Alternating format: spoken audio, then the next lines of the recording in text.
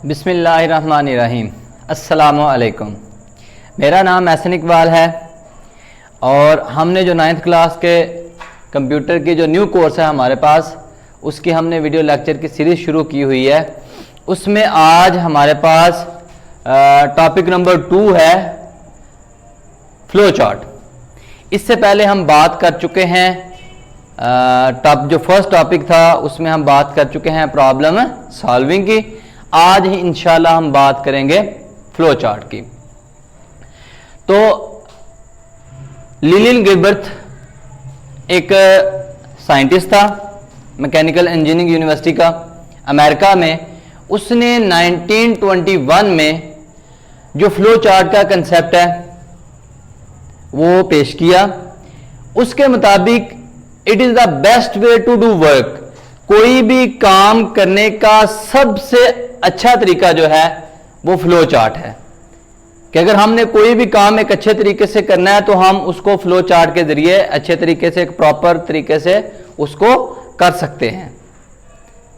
तो अगर हमने पिछले लेक्चर में पढ़ा था picture speak louder than word, कि कोई भी जो पिक्चर है उससे हम बेटर अंडरस्टैंडिंग कर सकते हैं किसी भी चीज की बानिस्बत वर्ड्स के, कि वर्ड को हम इजीली अंडरस्टैंड नहीं कर सकते लेकिन एक पिक्चर को हम आसानी से अंडरस्टैंड कर सकते हैं।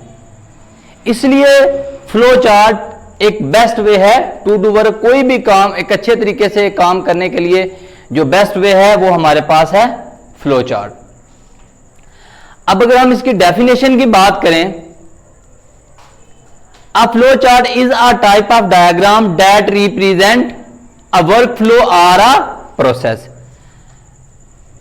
ये एक डायग्राम है, टाइप ऑफ एक डायग्राम की एक किस्म है, टाइप ऑफ डायग्राम है जो कि रिप्रेजेंट करती है अ वर्क फ्लो और अ प्रोसेस, जो कि एक प्रोसेस को या एक वर्क फ्लो को यानी काम के बहाव को जाहिर करती है। कि एक काम अगर मैंने पिक्टोरियल फॉर्म में, पिक्चर की फॉर्म में एक काम ड्रा करना है, ये एक प्रोसेस को ड्रा करना है, तो उस प्रोसेस को जाहिर करने के लिए, उसको ड्रा करने के लिए, उसका बहाव चेक करने के लिए हम फ्लो चार्ट को यूज करते हैं। यह एक और इसकी डेफिनेशन है जो कि आपकी बुक में भी दी गई है कि a flow chart is a graphical presentation of the steps to solve a problem. कि किसी भी प्रॉब्लम को सॉल्व करने के लिए हम जो स्टेप्स लेते हैं उसको हमने ग्राफिकली कैसे रिप्रेजेंट करना है, ठीक है, उसको उन स्टेप्स को ग्राफिकली हमने कैसे, यानी कि हम किसी भी प्रॉब्लम के सॉल्यूशन, जब हम किसी भी प्रॉब्लम का हमने सॉल्यूशन फाइंड करना होता है तो उस प्रॉब्लम के सॉल्यूशन तक जाने के लिए जो हम स्टेप्स यूज करते हैं, जो स्टेप्स, छोटे छोटे स्टेप्स यूज करते हैं, उन स्टेप्स को हम क्या ग्राफिकली उसको हम क्या नाम दे सकते हैं कि ये हमारे पास है फ्लो चार्ट है। तो डेली लाइफ में अगर हम चेक करें तो डेली लाइफ में हमारे लिए फ्लो चार्ट की बहुत अहमियत होती है। ये मुख्तलिफ किस्म की इसमें मुख्तलिफ किस्म के सिंबल्स यूज होते हैं जो कि एरोज की मदद से एक दूसरे के साथ कनेक्टेड होते हैं, यानी कि एरो की मदद से एक दूसरे के साथ कनेक्टेड होते हैं। अगर मैं आपको एक आपकी बुक में एग्जांपल दी गई है कि अगर आपने अपने शूज के साथ सॉक्स भी पहननी है तो उसको हम फ्लो चार्ट में कैसे ड्रा करेंगे तो वो मैं आपको बता देता हूं। सबसे पहले आपने क्या करना है, स्टार्ट करना है, स्टार्ट किया, देन शूज एंड सॉक्स, ठीक है, फिर वेयर सॉक्स,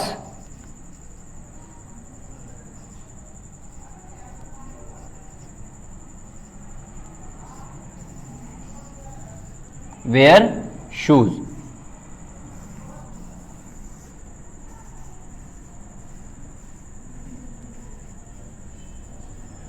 और एंड पे हमारे पास क्या हो जाएगा, जो प्रोसेस होगा वो एंड हो जाएगा। यानी कि कितनी आसानी से हम इसको समझ सकते हैं कि अगर हमने अपने शूज के साथ सॉक्स भी पहननी है तो उसको हम फ्लो चार्ट में कैसे ड्रॉ कर सकते हैं। कि सबसे पहले स्टेप में हमने क्या करना है कि शूज, क्योंकि हमें पता है कि हमने शूज और सॉक्स पहननी है, तो सबसे पहले हम क्या करेंगे, सॉक्स। डेफिनेटली अगर हम पहले शूज पहन लेंगे तो सॉक्स तो नहीं पहन सकते हम, ठीक है। तो सबसे पहले हम क्या करेंगे कि वेयर सॉक्स। सबसे पहले हम सॉक्स पहनेंगे, फिर वेयर शूज, फिर हम शूज पहनेंगे और हमारा जो प्रोसेस है वो कंप्लीट हो गया। प्रोसेस हमारा क्या था कि हमने सॉक्स शूज के साथ सॉक्स पहननी थी, तो वो फ्लो चार्ट के ऊपर हमने ड्रा कर दिया। अब इसकी अगर आगे हम मूव करते हैं इसकी इंपॉर्टेंस की तरफ कि इसकी क्या अहमियत है। इसकी अहमियत क्या है, किस लिए हमारे पास फ्लो चार्ट यूज होता है, कहां कहां यूज होता है, किस जगह पे यूज होता है। तो सबसे पहले use to plan a solution. जब हमने एक प्रॉब्लम को पीछे प्रॉब्लम सॉल्विंग में जब हमने एक प्रॉब्लम को अंडरस्टैंड कर लिया था, तो अंडरस्टैंड के बाद हमने सॉल्यूशन की जो प्रॉब्लम थी उसके सॉल्यूशन तक पहुंचने के लिए हम उसके प्लान करते हैं। उसके प्रॉब्लम के सॉल्यूशन तक पहुंचने के लिए हम क्या करते हैं, प्लान करते हैं। तो इधर भी जो हमारे पास फ्लो चार्ट है ना, ये यूज होता है प्लान अ सॉल्यूशन के किसी भी प्रॉब्लम के सॉल्यूशन को प्लान करने के लिए हम फ्लो चार्ट यूज करते हैं। एक तो ये इसकी इंपॉर्टेंस हो गई। दूसरी, quickly understand the way a problem is solved, यानी कि तेजी के साथ ये क्या करता है कि जिस तरीके से हमारे पास एक प्रॉब्लम जल्दी से सॉल्व हो जाएगी, आसानी से सॉल्व हो जाएगी, टाइम हमारा बच जाएगा, उस वे को क्या कर देता है, वो उस तरीकाकार को बता देता है, उसको क्विकली अंडरस्टैंड कर लेता है कि इस तरीके से हमारी प्रॉब्लम जो है ना वो जल्दी सॉल्व हो जाएगी या जल्दी सॉर्ट आउट हो जाएगी। Effective to visualise a solution graphically, कि एक इफेक्टिव तरीके से जो हमारे पास सॉल्यूशन होता है उसको ग्राफिकली रिप्रेजेंट करने के लिए इस्तेमाल होता है। उसके अलावा effective to verify whether a solution is correct और नॉट, एक इफेक्टिव मैनर से ये हमें बता देता है कि जो हमारे पास सॉल्यूशन आया है वेदर वो करेक्ट है कि नॉट करेक्ट है, करेक्ट है कि नहीं है करेक्ट। लास्ट में है good way to communicate the solution of a problem to other peoples, कि दूसरे लोगों के साथ अगर हमारे पास एक सॉल्यूशन है तो हमने दूसरे लोगों को समझाना है कि हमारे पास ये प्रॉब्लम का ये सॉल्यूशन है, तो दूसरे लोगों के साथ कम्युनिकेट करने में बड़ी हेल्प देता है कि उनको आसानी से उस प्रॉब्लम के सॉल्यूशन की समझ आ जाए। ठीक है, तो ये तो आज का जो लेक्चर था, आज का जो वीडियो लेक्चर था, उसमें हमारे पास एक तो हमने जस्ट फ्लो चार्ट का इंट्रोडक्शन पढ़ना था और उसकी इंपॉर्टेंस के बारे में पढ़ना था। इंशाल्लाह जो